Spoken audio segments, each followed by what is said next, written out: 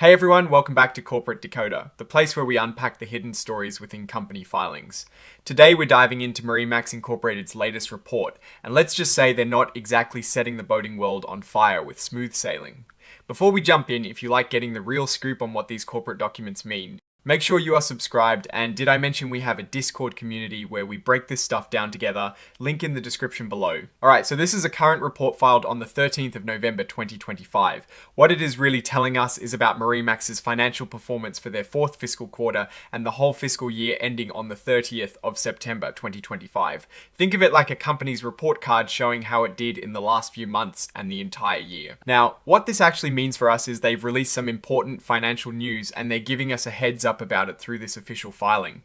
It is not just a brief update, it is a signal that there is something significant to pay attention to in their financial results. MarineMax Incorporated, the company behind the HIDZO ticker on the New York Stock Exchange, is primarily involved in selling boats and related services. When we look at their financials, we're essentially looking at how well they're doing in selling boats and keeping customers happy. The core of this report, and usually the most interesting part, is what they're saying about their money. They've put out a press release detailing their numbers for the last quarter and the entire year. This filing officially puts that information on the record for everyone to see. It's the company telling the world how it performed financially. So the big news here is that on the 13th of November 2025, they announced their financial results. This report is really just pointing us to that announcement, which contains the direct financial data. While this 8K itself doesn't have all the numbers laid out in a table, it refers us to Exhibit 99.1, which is that press release. This is where the crucial financial story is hidden. Unfortunately, we don't have the press release content directly in this text, but based on the typical structure of these filings, the press release itself would contain the detailed financial tables. In a real SEC filing, we would then scroll down to those tables. For the sake of this analysis, imagine we've scrolled to the key financial figures. If we were looking at those actual financial tables, we'd be zeroing in on things like revenue, net income, and earnings per S-hair. For instance, if the report showed a significant drop in revenue compared to last year, that would mean fewer people are buying boats or services from MarineMax. A 10% drop in revenue, for example, could translate to them selling about one less boat for every 10 they usually sell. Similarly, if net income, which is the profit after all expenses are paid, has declined, it suggests they are either selling less or their costs are going up faster than their sales. One key thing to look for is the trend. Are sales increasing year over year, or are they shrinking? Are profits growing, or are they being squeezed? For a company like MarineMax, which operates in a discretionary spending sector, economic conditions play a huge role. If people are feeling uncertain about their finances, boat sales often take a hit. We'd be looking at whether they are managing their inventory well, if their sales and marketing efforts are paying off, and how their overhead costs, like those for their many dealerships, are impacting the bottom line.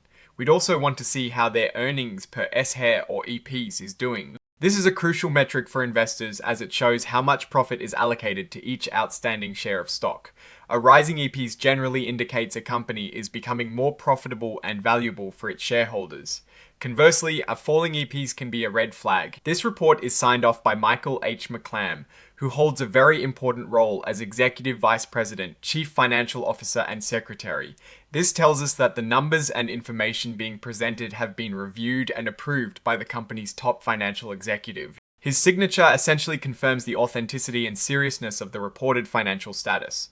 Looking at MarineMax Incorporated, they are a major player in the recreational boat retail industry, operating a large network of dealerships. Their performance is closely tied to consumer confidence and economic health. If the economy is strong, people are more likely to spend on big ticket items like boats. If there are signs of an economic slowdown or interest rates are high, it can make financing a boat more expensive, leading to decreased sales. In this particular filing, the fact that they are issuing a current report on the 13th of November, and it is primarily referencing a press release about their year, and results for the 30th of September suggest they are likely sharing either good news, or at least news they want to get out promptly after the fiscal year closes. However, the absence of detailed tables within this specific document means we are relying on the press release for the hard numbers. If that press release indicated a significant downturn, it would raise concerns about their ability to navigate challenging economic waters. For instance, if their revenue drops sharply, it means they might be struggling to attract buyers, possibly due to increased competition, pricing issues, or broader market trends. One key risk for companies like MarineMax is inventory management. Boats are expensive assets, and holding too much inventory can tie up a lot of capital and lead to significant costs if those boats need to be discounted to sell. On the flip side, not having enough popular models can mean missed sales opportunities. So, we would be scrutinizing their inventory turnover to see if they are effectively managing these assets. Another area to watch is their debt levels. Financing for boat purchases often involves loans, and MarineMax itself might use debt to finance its operations and inventory. High debt levels can increase financial risk, especially if interest rates rise, making it more expensive to service that debt, and could limit their ability to invest in growth or weather financial downturns. A critical aspect to consider is their competitive position. Are they gaining market share, or are competitors chipping away at their business?